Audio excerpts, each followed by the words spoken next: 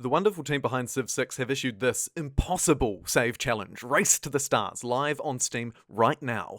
And I thought, well, let's see what this is all about then. So they throw you into a Deity game as Australia, and in just 16 turns, that's right folks, Race to the Stars, 16 turns, the Koreans will beat you.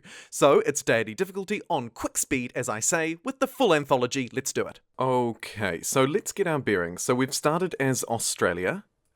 True Earth start by the looks, and we've got a pretty juicy empire here. And also, if I jump over to Central America, you can see we've got another pretty significant one over here. We need to try and figure out how to win in terms of the scientific victory. You can see here they're at stage 4. We're at stage 2. Domination, no capitals have been captured. Diplomatic victory points, we are in the lead, very close. But I'm most interested in this, culture. Look at this. 2 turns. Now, unfortunately, I have a bad feeling we're about to have war declared on us and that'll knock that out. But this is the victory condition that I'm most interested in. So I'm gonna go for the culture, the tourism, I think. So because we're going culture, our research here doesn't really matter at all, so I'm just gonna throw in nukes. So we're probably only able really to pick up. We could pick up that extra diplomatic victory point there with the global warming mitigation. That's interesting. But I think we probably want to grab a new government. However, we don't want the minus 10% tourism. So we'll just go the additional culture from distributed sovereignty, I think.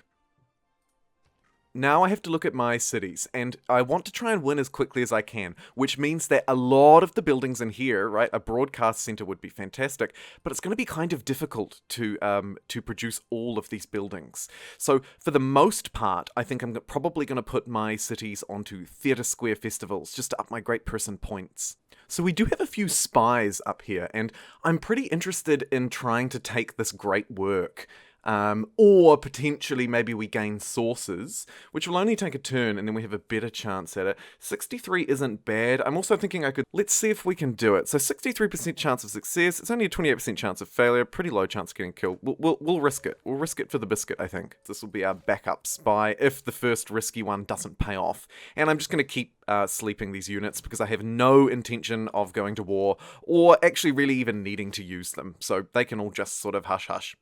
And here we have it. The stars predict our defeat. We've been declared war, a joint formal war, by the Koreans and none other than Teddy himself.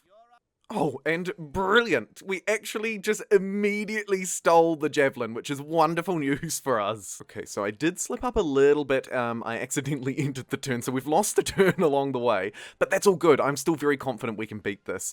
So I've just queued up a whole load of theatre. One task done. Now we need to turn to getting open borders and trying to win over as many of these people as we can. Okay, so we just go through, open borders, make it more equitable, 3 gold per turn. Mate, I don't care. Take it. We should take Namadol suzerain ship, which we can grab quite easily. I wonder if we can get... No, we can't quite get both. That's fine. We'll secure Namadol, and I guess chuck one into Fez as well. So you can see we're absolutely dominating the AI in terms of our culture here. We are incredibly cultural. And speaking of, we've just unlocked our next government. We will jump into digital democracy, +2 amenities in all districts, and +2 culture per specialty district. That's a lot better for us than really any of these others. I really want symphonies. I really, really want symphonies. I think it's probably more useful than this. Just because that'll give us those extra great musician points, which we need to try and pump out some great musicians as fast as we can. The other one that caught my eye was your rock band units can choose from any possible promotion. That could be really, really quite significant for us. And I'm willing to ditch, I think I'm willing to ditch 5-year plan for it.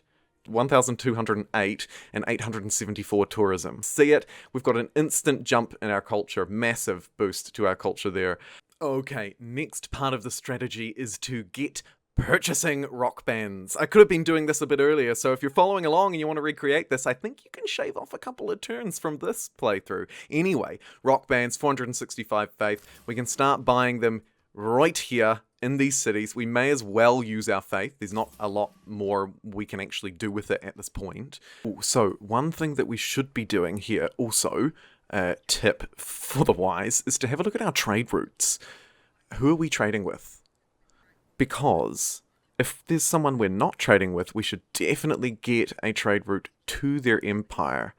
We sort of awkwardly don't actually have space for these guys, so unfortunately they're just going to have to do nothing, basically.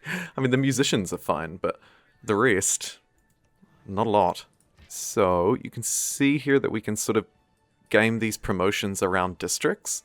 So what's the easiest district for us to enter? Theatre squares, wonders, or entertainment complexes. Okay, so you can see there's a couple of theatre squares down here, so we can get to them. Glam rock. All the glam rock. Look at this, we've just plunged her into chaos. More unrest. Why not? Alright, let's get rocking. We've arrived at the theatre square. We're performing 2 levels above thanks to our promotion. Let's generate 1,000 tourism. Yes.